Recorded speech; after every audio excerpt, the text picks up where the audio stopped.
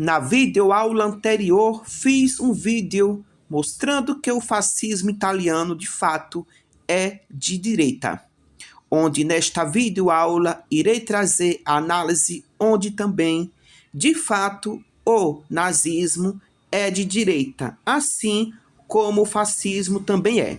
Até porque fascismo e nazismo têm os mesmos ideais através de várias semelhanças ideológicas e estruturais. Sabemos que pós Primeira Guerra Mundial, os países perdedores, que foi do eixo da Tríplice Aliança às potências centrais, onde esses países foram julgados e punidos de forma rígida. Inclusive a Alemanha, que saiu arrasada e destruída nessa guerra. E com a punição do Tratado de Versalhes, ela ficou em condição precária e de extrema pobreza. Além de perder vários territórios pelo Tratado de Versalhes, recebeu severas restrições militares. Foi obrigada a pagar indenizações gigantescas, 132 bilhões de marcos, que arruinaram sua economia e causaram hiperinflação, gerando grande ressentimento. Perdeu áreas ricas em carvão e suas colônias foram confiscadas. Perdeu cerca de 13% de seu território europeu, devolvendo a Alsácia-Lorena à França e cedendo terras para a Polônia, formando o corredor polonês. Redução do exército a 100 mil homens, proibição de recrutamento sem força aérea ou submarinos e desmilitarização da Renânia. A Alemanha não participou das negociações e foi forçada a aceitar a vários tratados, aumentando o sentimento de injustiça. A França, devastada, desejava impedir uma recuperação alemã, impondo termos que limitassem seu poder. Com tudo isso, a Alemanha se sentiu humilhada e arrasada, gerando o sentimento de revanchismo, patriotismo e nacionalismo extremo por Adolf Hitler. Essas condições geraram profunda humilhação e raiva, sendo um fator crucial para a ascensão de movimentos extremistas, como o nazismo, que exploraram esse ressentimento para chegar ao poder, culminando na Segunda Guerra Mundial. Na Itália, foi algo semelhante com a do nazismo na Alemanha, onde Mussolini, também por indignação do Tratado de Versalhes, onde a Itália também não teve regalias pelo Tratado de Versalhes, como, por exemplo, não recebeu os territórios e as vantagens prometidas pelos aliados em acordos anteriores.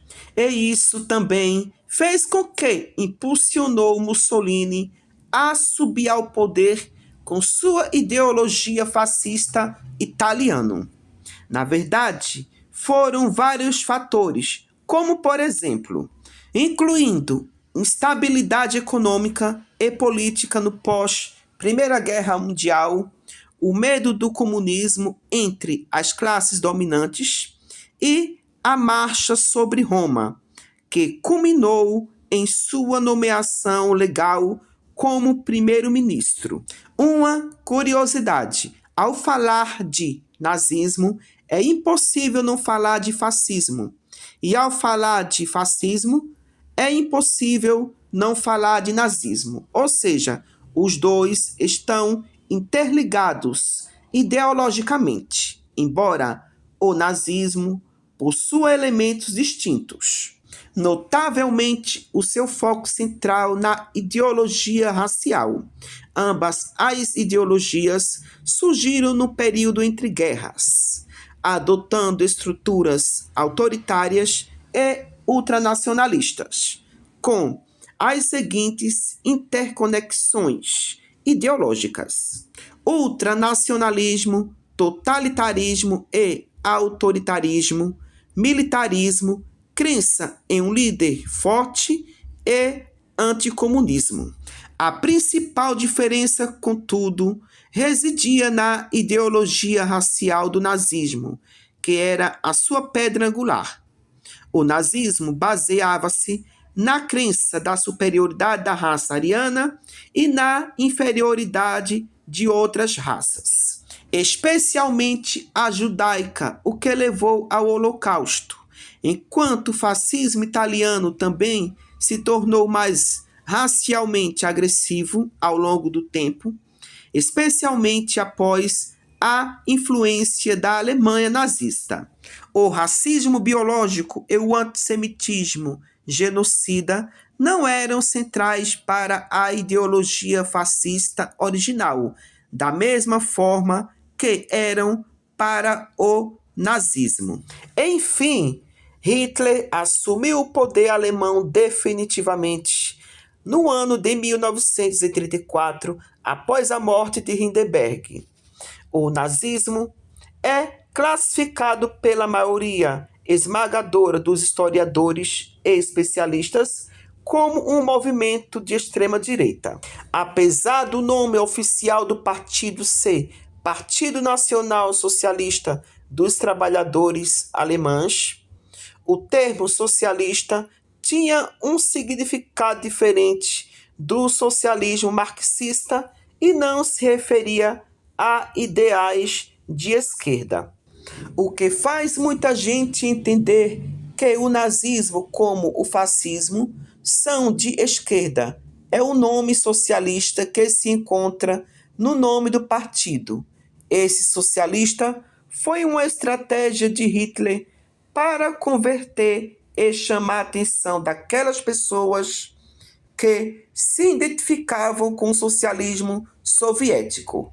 E, com isso, ele atraía mais pessoas para a sua ideologia nazista, ou seja, por razões estrategísticas e de propaganda visando atrair a classe trabalhadora e as massas de um período de grande instabilidade social e alto desemprego na Alemanha pós-Primeira Guerra Mundial. Quais são as razões que o nazismo é considerado de direita? O anticomunismo e o antimarxismo.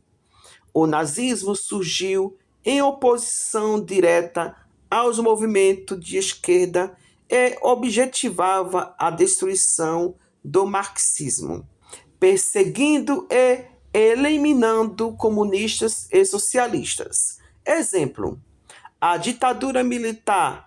Eles só conseguiram dar o golpe em João Goulart porque usaram como argumentos que João Goulart estava planejando em transformar o Brasil em um país comunista.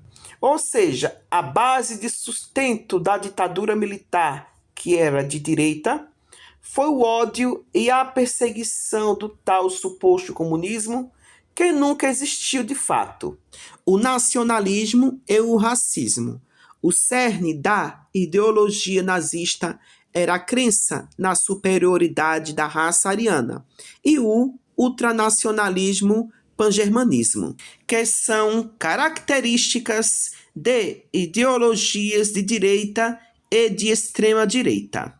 A visão de mundo nazista era baseada na luta de raças, não na luta de classes, que é central para o socialismo.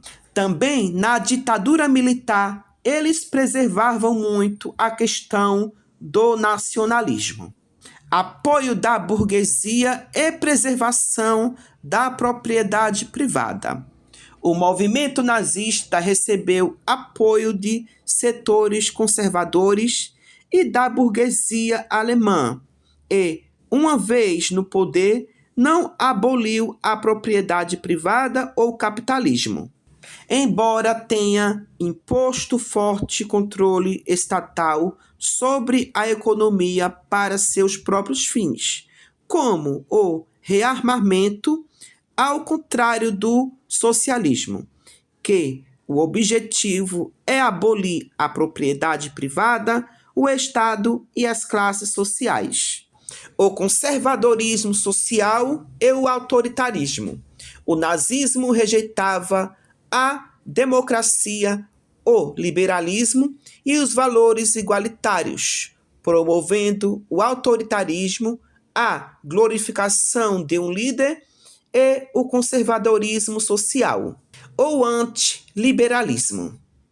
O nazismo era contrário ao liberalismo, que defendia a intervenção estatal na economia e culpava o capitalismo liberal, que acreditava estar nas mãos dos judeus pelos problemas do país, mas sem a intenção de acabar com o sistema capitalista em si. Só ressaltando, essa propaganda do nazismo dizer que a economia da Alemanha estava em declínio por conta dos judeus, isso era uma afirmativa falsa, que foi criada pelo nazismo para poder perseguir os judeus, até porque os judeus não dominavam o capitalismo na Alemanha como um todo. Os nazistas espalharam intencionalmente uma vasta quantidade de notícias falsas e propaganda difamatória sobre os judeus como parte central de sua ideologia política. Essa campanha de desinformação foi crucial para desumanizar os judeus aos olhos da população alemã, justificar sua perseguição e, em última instância, o genocídio durante o Holocausto. Aí eu pergunto, quem é que tem essas características de espalhar fake news? Quem é, na verdade, a extrema-direita? Por exemplo, Bolsonaro é um exemplo vivo disso. Lembrando também, o ódio de Hitler ao socialismo e ao comunismo foi devido porque Karl Marx era descendente de judeu. Tudo que pertencia aos judeus, ele tinha pavor. Em suma, as ideias e práticas nazistas centradas no racismo, antissemitismo e nacionalismo radical alinham-se consistentemente com a extrema-direita do espectro político. Instituições como o Museu do Holocausto em Israel classificam o nazismo como um movimento de extrema-direita. Inclusive, na biografia de Hitler, escrita por ele durante o período que ele esteve preso, ele explica que a base da sua filosofia é anticomunista, antissemita e nacionalista radical. E ainda mais, a centralização estatal de Hitler tinha objetivos diferentes da centralização estatal vista em ideologia mais à esquerda do espectro político. Enquanto a intervenção de Estado para Hitler era manter uma hegemonia racial, ou seja, identificar os diferentes e eliminar as raças inferiores, por exemplo. Por outro lado, já em regime socialista, uma das premissas teóricas para a centralidade do Estado e de combater as desigualdades econômicas é de extinguir as classes sociais. Enquanto para o nazismo, as lutas de classes nem existiam. E se o nazismo fosse de fato de esquerda da ideologia socialista marxista, para que Hitler iria perseguir grupos políticos ou pessoas com viés comunistas soviéticos?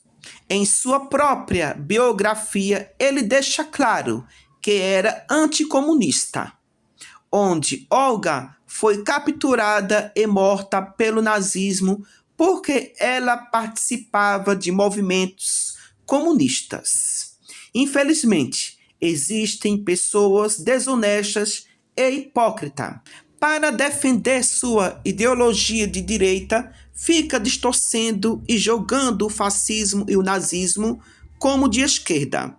Como existem pessoas dessa natureza na política, também é a mesma coisa na religião, que são desonestas e hipócritas para passar pano nos seus ideais políticos e religiosos.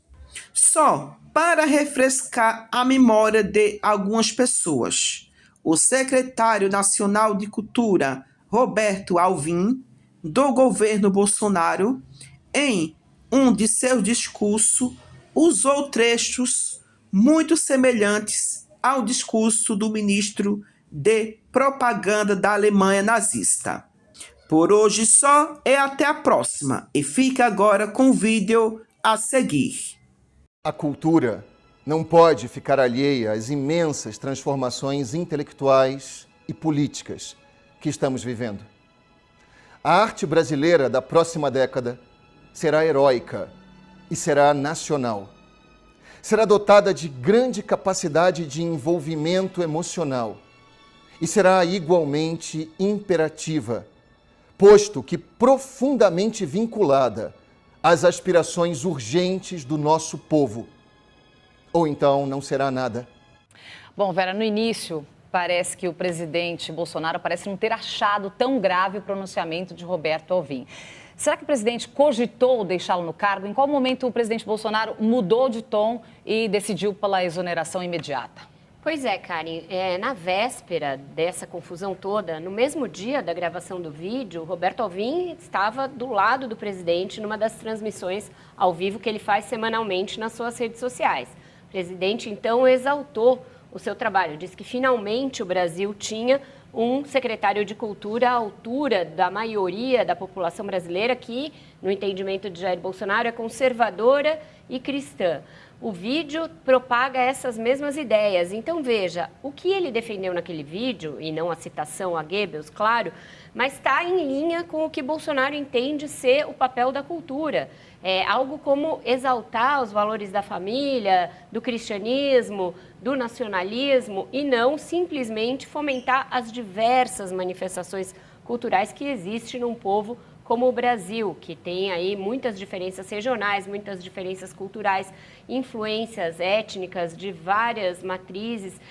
Então, o prêmio já fazia um corte. Esse prêmio que, por enquanto, está mantido e não foi mudado depois da queda do secretário, ele já fazia um corte. O secretário, na live com o Bolsonaro, falou: não é censura, é curadoria. Mas muitos representantes aí de entidades e de manifestações nos meios artísticos veem sim uma forma de censura. A frase de Goebbels de jeito nenhum pode ser atribuída a uma infeliz coincidência ou algo que valha. É uma citação literal de um trecho muito específico, com palavras muito aplicadas exatamente, sine qua non ali no texto do Goebbels, falar em caráter imperativo da arte e da cultura, então não há que se falar em coincidência. E também não é uma exceção. A gente já viu esse secretário fazer várias manifestações segregacionistas, ele nomeou para cargos nas entidades ligadas à cultura as pessoas que também têm um histórico polêmico, para a Fundação Palmares, por exemplo, o histórico de um dirigente que fez uma verdadeira afronta à comunidade negra. Então não é de hoje que a cultura vem sendo um palco de polêmica, nada indica que deixará de ser com a queda do ministro, e sim, Bolsonaro chegou a cogitar mantê-lo, conversou com ele pela manhã, pediu que ele se mantivesse firme. A primeira nota que o Palácio do Planalto soltou não fala em demissão, fala que o secretário já havia se explicado. Ele marcou uma série de entrevistas em que ele se disse endossado pelo presidente. Então a coisa só se agravou. Por quê? Porque a comunidade judaica é muito importante para o bolsonarismo, é um dos grupos que mais dão apoio ao presidente desde a campanha. E ficou evidente que a comunidade judaica não aceitaria essa agressão, não aceitaria essa exaltação ao nazismo, que inclusive é crime.